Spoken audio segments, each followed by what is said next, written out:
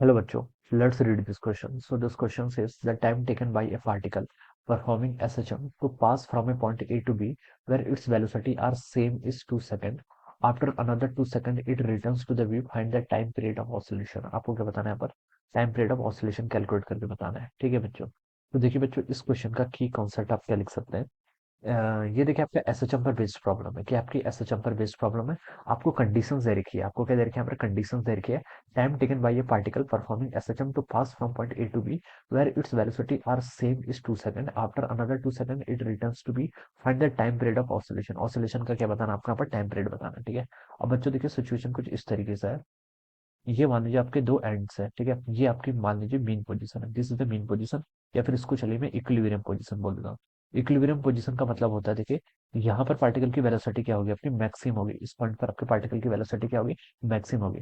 अगर पार्टिकल देखिए किसी स्टैंड पर यहाँ पर मूव कर रहा है, ठीक है, it will have velocity along this direction. ठीक है, मान लीजिए किसी स्टैंड पर यहाँ पर इसकी वेलोसिटी v1 है। ठीक है, और इस पर फोर्स देखिए इस डायरेक्शन में लगेगा, फोर्स इस पर इस डायरेक्शन में लगेगा। सो जो आपका एक्सेलरेशन होता है, देखिए जो आपका फोर्स होता है, फोर्स किसके इक्वल होता है? आपका माइनस के एक्स के इक्वल होता है। ठीक है, और यहाँ से हम बता सकते हैं, माइनस साइन ये बता रहा है कि फोर्स और डिस्प्लेसमेंट की डायरेक्शन अपोजिट है, and force is proportional to X. Force के आपके एक्स के प्रोपोर्शनल होगा।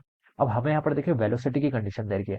देखिए वैसे एस एच एम की इक्वेशन क्या होती है? एक्स इजिकल टू, अगर हम A sine omega T plus five ऐसी इक्वेशन इसकी एस एच एम की लिख ले, x equal to A sine omega T plus five, ये लिख सकते हैं। ठीक है, इसको अगर हम डिराइव डिफरेंशिएट करेंगे तो वेलोसिटी आएगा एक्स क्या है? पोजीशन। ठीक है, rate of change of position vector कर देते हो, क्या मिलता है? वेलोसिटी। और यहाँ से देखिए हम एक स्टैंडर्ड रिजल्ट निकालते हैं, v is equal to omega times under root of a square minus x square. This is the formula for the velocity of the particle. अगर कोई पार्टिकल एसएचएम कर रहा है तो उसकी वेलोसिटी का ये फॉर्मूला होता है।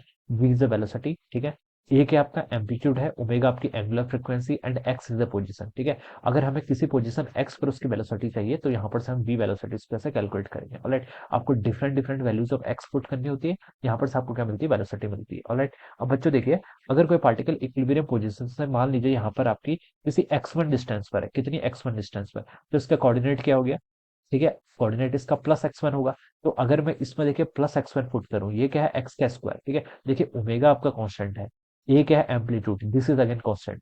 अगर मैं यहाँ पर x1 पुट करूं तो ये कितना हो जाएगा? x1 का स्क्वायर, a का स्क्वायर माइनस x1 का स्क्वायर। ठीक है, तो कुछ वेलोसिटी आएगी, मान लीजिए वो वेलोसिटी कितनी आएगी? आपकी v1 के इक्वल आएगी।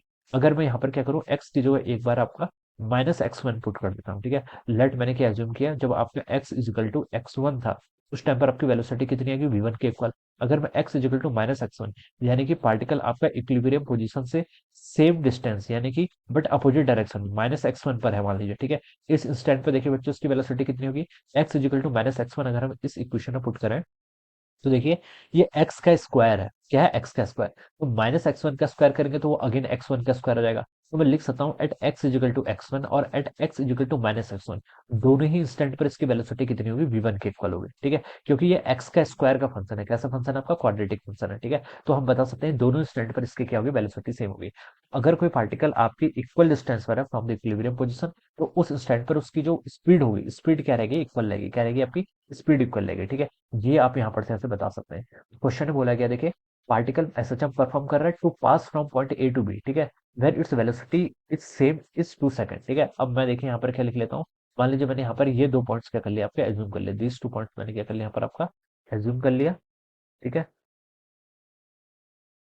ये इसके अबाउट पार्टिकल आपका ऑसिलेट कर रहा है, मैंने यहाँ पर आपके दो पॉइंट क्या कर लिया? एज्यूम कर लिए। ये एक पॉइंट है और ये एक पॉइंट है। ऑलराइट, और बोल रखा है कि from point A to B where its velocity same. Velocity same होने का अगेन क्या मतलब? अगर वेलोसिटी सेम है तो इनकी इक्विलिब्रियम पोजीशन से डिस्टेंस क्या होगी? आपकी इक्वल होगी। ठीक है, यहाँ पर ये पॉइंट को मैंने ए बोल दिया, यहाँ पर मैंने इस पॉइंट को क्या बोल दिया? आपका बी बोल दिया। ओके, और यहाँ पर इसने टाइम कितना लिया है? It's velocity is same is 2 second. तो यहाँ से यहाँ तक आने में इसको टाइम कितना लगा? आपका 2 सेकंड के इक्वल टाइम लगा। कितना लगा आपका? 2 सेकंड के।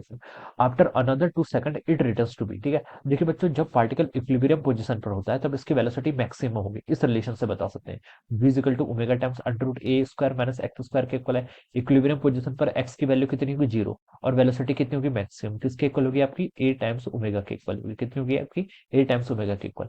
तो पार्टिकल की जो स्पीड होगी वो क्या होती है? मैक्सिमम होती है इक्विलिब्रियम पोजीशन पर। जैसे जैसे पार्टिकल आपका अवे मूव करता है तो वेलोसिटी इस डायरेक्शन में है, लेकिन एक्सेलरेशन आपका इस डायरेक्शन में लगेगा।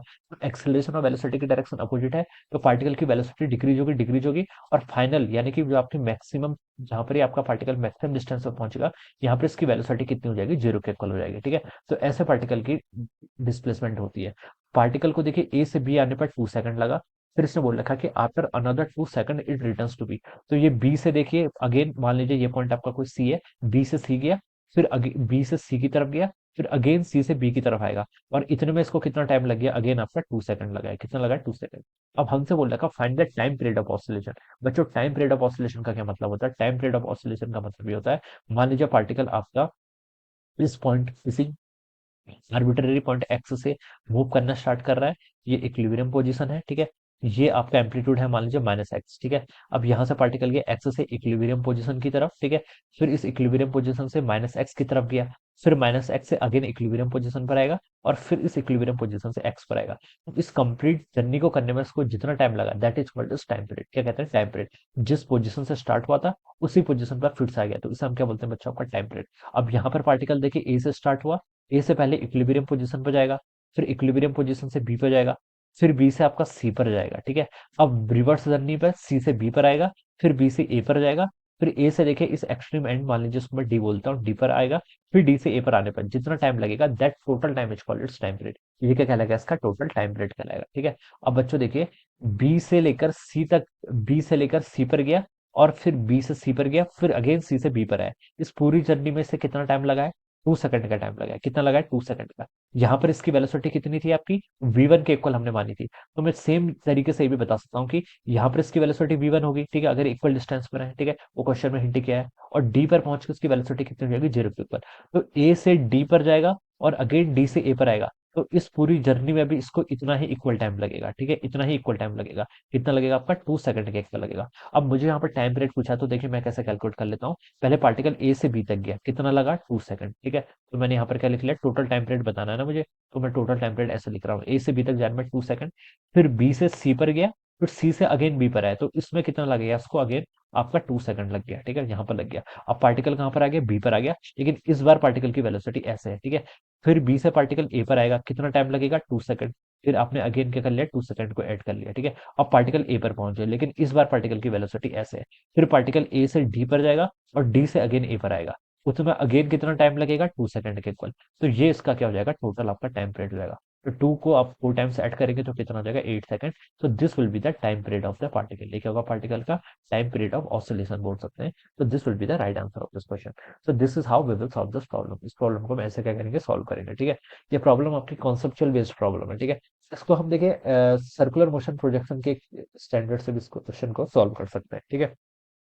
So this will be the one approach of solving this problem. So I hope you all understood this concept. All the best and thank you so much.